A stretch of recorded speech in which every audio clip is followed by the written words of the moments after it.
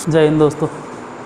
पिछले क्लास में हम क्वेश्चन नंबर 6 का पहला बता दिए थे।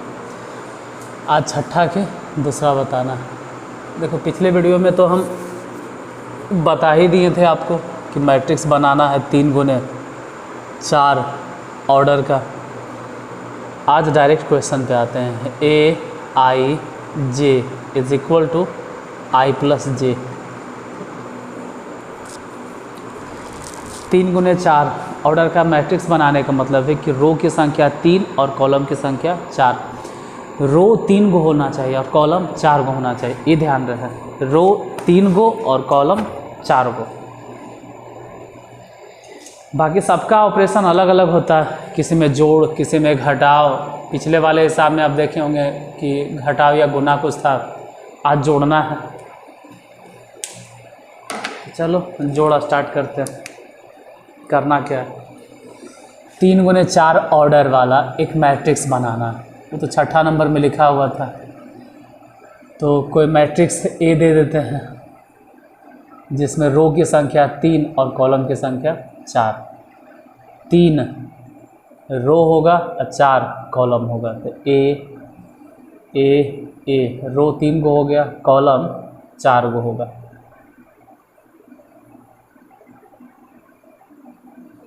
चार गो कॉलम हो गया। First row first row first row first row, second row second row second row second row, third row third row third row third row. ये first column first column first column. ऐसे देखें तो second column second column second column. इसकी बात करें तो third column third column third column. ये वाला fourth column fourth column. 3 row हो गया और 4 गो कॉलम। अब इसी में से ये जो दिखाई दे रहा है ये एलिमेंट है। अब आप यहीं से A11 निकालो, A11, तो A11 निकालेंगे मतलब जो पहला डिजिट्स है वो I है और जो दूसरा डिजिट्स है वो J है। तो I के जगह पे 1, J के जगह पे 1। देखेंगे सॉल्व करके कितना आएगा। फिर A12 निकालेंगे। A12 मतलब इस बार I के जगह पर 1 और J के जगह पे 2। इसको भी सॉल्व कर देख लेंगे कितना आता है। फिर A13 निकालो। A13 मतलब I के जगह पर 1 और J के जगह पे 3, जितना आ जाए। फिर A14 मतलब I के जगह पे 1 और J के जगह पे 4। सॉल्व कर लो इसको, तो ये तो हो गया 2। इसको भी सॉल्व कर लो, ये हो गया 3। इसको सॉल्व कर दीजिए 4। इसको सॉल्व कर दो 5। ठीक है, सब निकल गया। अब A21 निकालो। फिर ऐसे ही A22, फिर इसी तरह से A23, फिर ऐसे ही A24। पहले A21 निकालना है। मतलब इस बार I के जगह पे, जैसे पहला जो डिजिट्स है वो I, मतलब ये बताता है कि एलिमेंट कौन से रो में है। तो I के जगह पे 2 बैठाइए और J के जगह पे 1 बैठाइए। और शुरू से अगर आप मेरा सब वीडियो देख रहे हैं तो आपको अच्छे से समझ में आएगा। और अगर आप पहली बार इस वीडियो को देख रहे हैं तो हो सकता है कि कम समझ में आए, तो उसके लिए हम यही सलाह देंगे कि आप स्टार्टिंग से वीडियो को देख लीजिए तो बेहतर समझ में आएगा।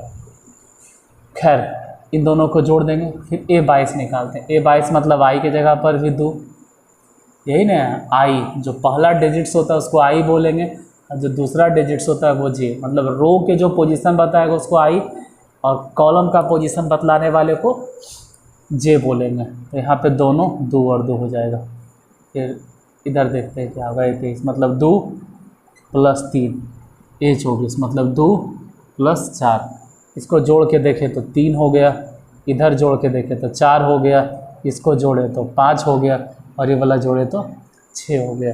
फिर A31 निकालना है, वैसे ही A32 निकालना है, वैसे ही A33 निकालेंगे और वैसे ही A34। A31 मतलब 3 + 1 I और J जोड़ना ही तो है।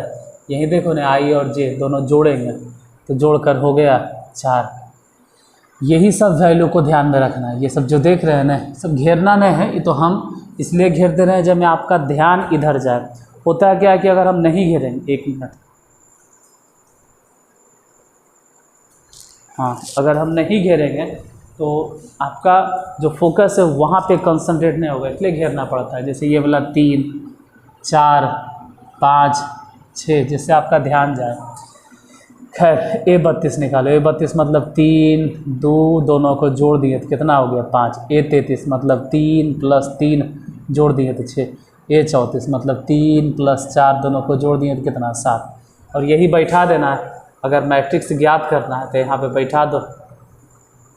बोलो 11, 12, 13, 14 क्या है, तो 2 हो गया, फिर 3 हो गया, इसके बाद 4 हो गया, फिर 5, 21, 22, 23, 24, तो 3 है, फिर 4 है, उसके बाद 5 है, फिर 6 है।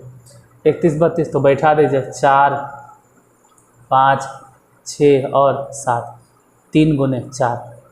देखो इन सब में कैलकुलेशन ज़्यादा है, इतना भी नहीं है, लेकिन होता क्या है ना कैलकुलेशन करने के दौरान कि कभी कभी हमसे गुना उना में गलती हो जाता है। तो अगर गुना उना जोड़ घटाव में गलती हो तो उतना गलती आप अपने से भी सुधार सकते हैं। ऐसा नहीं कि बहुत बड़ा गलती हो जाता है और आपको समझ में नहीं आएगा। चलिए फिर मिलते हैं अगले वीडियो में, तब तक के लिए सिर्फ एक ही क्वेश्चन से काम चलाइए।